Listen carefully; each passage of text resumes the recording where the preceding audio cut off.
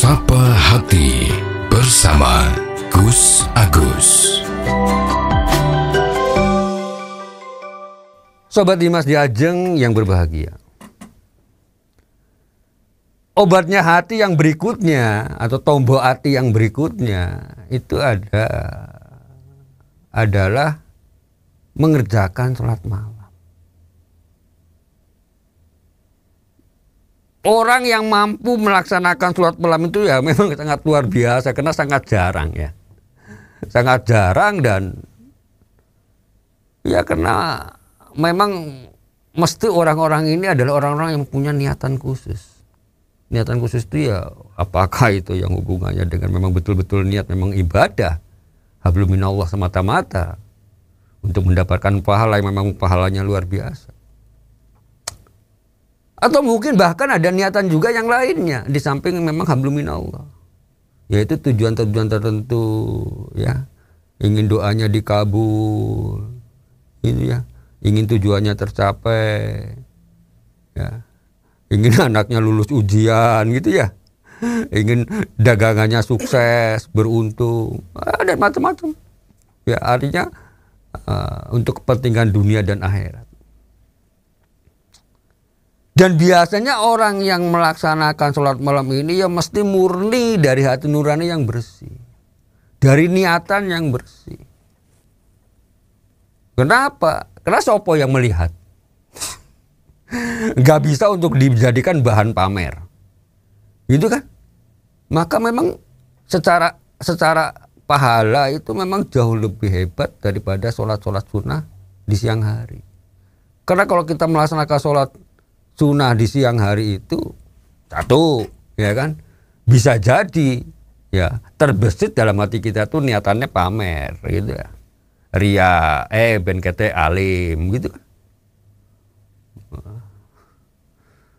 Atau misalnya seorang pemuda ya, atau di masjid pagi-pagi mau melaksanakan sholat sunnah apa duha atau apa gitu, kebetulan kena lewat di depan rumahnya calon mertua, ben kelihatan dianggap ini orang yang taat beribadah gitu ya, karena kebetulan yo calon mertuanya ini takmir masjid gitu ya misalnya. Ya artinya banyak sekali hal-hal yang kadang-kadang di luar perkiraan kita kalau ibadah itu dilihat banyak orang. Artinya bisa sifat ria itu walaupun awalnya tidak punya niatan untuk ria, tapi begitu ada orang yang melihat, ada apa, apalagi menanyakan, itu timbul. Setan tuh ya gampang masuknya, ya akhirnya mamer, akhirnya ria. Tapi kalau sholat malam ini, nah, pasti kita murni betul-betul niatan yang tulus. Ya, mau mamerin sama siapa? Wong orang pada tidur gitu kan. Kadang-kadang suami istri ya, suami bangun malam gitu kan, salat tahajud, ya istri aja nggak tahu kok. Atau mungkin kebalikannya, istri bangun malam, salat tahajud atau salat hajat atau yang lainnya. Kadang suami juga nggak tahu, karena punya niatan masing-masing. Sebenarnya namanya sholat malam ini memang dianjurkan oleh Allah Subhanahu Wa Taala dalam firman-Nya. A'udzubillahi minasyaitonir rajim. Bismillahirrahmanirrahim. Wa minal laili fatahajjat bihi nafilatan laka asa an yab'asaka rabbuka maqaman mahmuda. Yang artinya kurang lebih adalah, dan pada sebagian malam ini, saya ulangi artinya ya, dan pada sebagian malam hari bertahajudlah kamu sebagai suatu ibadah tambahan bagimu. Mudah-mudahan Tuhanmu mengangkat kamu ke tempat yang terpuji. Ini anjuran dari Allah Subhanahu Wa Taala lewat firman-Nya di dalam Al-Quran. Maka sholat tahajud ini atau sholat malam ini memang hukumnya adalah sunnah.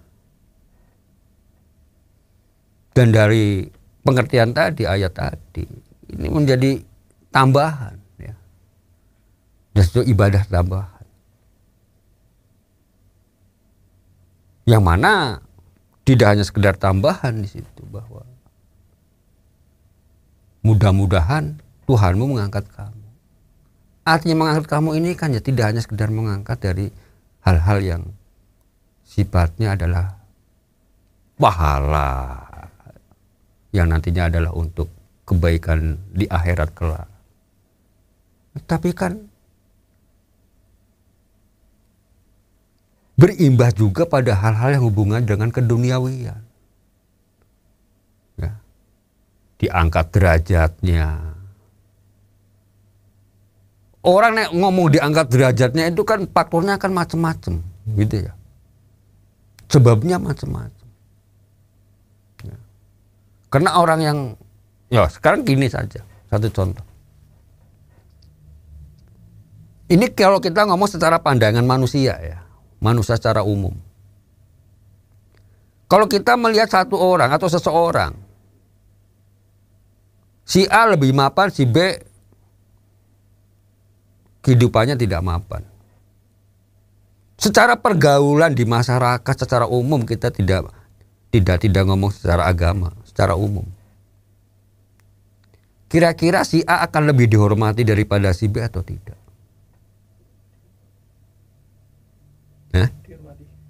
Maksudnya akan lebih dihormati, kenapa? Dia punya kemampuan, mapan. Itu satu. Kalau kita ngomong dari sisi ekonomi, ya, kalau sisi ekonomi. Sekarang kalau dari sisi keilmuan, si A punya ilmu yang jauh lebih mumpuni. Arti ilmu lebih mumpuni, dia punya disiplin ilmu. Apakah sebagai seorang yang punya profesi, apakah itu sebagai seorang guru, apakah itu sebagai seorang yang punya kepintaran yang lain, ya, apakah itu seorang dokter, apakah itu seorang tabib, misalnya, dibandingkan dengan si B yang ya orang biasa-biasa saja. Secara umum di pandangan masyarakat, kira-kira penghormatan A sama si B ini lebih menghormati yang mana? Secara umum kan mesti akan lebih menghormati daripada orang ini yang si A tadi, yang punya keilmuan, punya keahlian. Ya.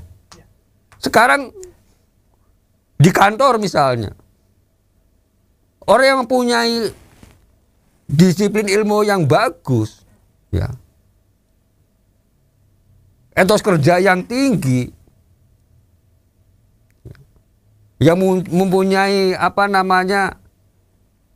kekhususan tersendiri dalam bidang penguasaan teknologi atau ilmu-ilmu yang lain yang diperlukan di dalam perusahaan itu, kira-kira akan sama enggak dengan orang yang, ya mohon maaf, bukan merendahkan orang lain, yang statusnya atau posisinya ada sebagai misalnya office boy. Ini contoh, mohon maaf ya, bukan merendahkan. Karena kalau dalam perusahaan tuh apapun divisinya itu sangat dibutuhkan semuanya. Ya, kalau nggak ada office boy, ya sama saja bohong perusahaan itu, karena perlu bersih, gitu kan. Bagaimana kita akan bisa, kantor akan bisa bekerja dengan baik ya, orang-orangnya kalau berantakan, kalau bau tak sedap misalnya gitu kan, malah malu-maluin gitu ya. Ada tamu nggak bersih. Semuanya tuh berperan sesuai dengan bidangnya masing-masing. Yang ya ini kalau kita ngomong secara itu ya. Yang kita ingin bicarakan di sini adalah orang-orang yang punya profesi yang seperti tadi itu. Ya. Kan secara otomatis ya penghasilannya akan lebih tinggi daripada yang ini tadi gitu ya. Kemudian juga otomatis akan lebih disegani daripada yang ini tadi. Ini yang namanya derajat. Jadi Allah tuh meninggikan itu yo, akan meninggikan orang itu yo berdasarkan derajatnya itu dari hasil ikhtiarnya manusia itu sendiri. Kalau seorang itu sedang berikhtiar ingin menguasai satu ilmu atau profesional yang lain misalnya, Dan dia selalu ikhtiar dengan kuat dan didorong dengan doa. Didorong dengan sering melaksanakan sholat malam, tahajud misalnya.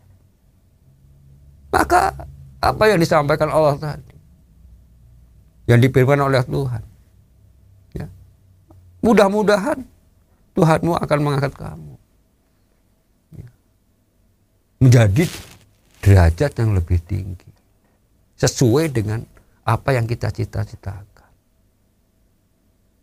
Ya tapi jangan dibalik, wah neng ono aku tak sholat wae. Ya kan harus balance kan di dalam agama ini.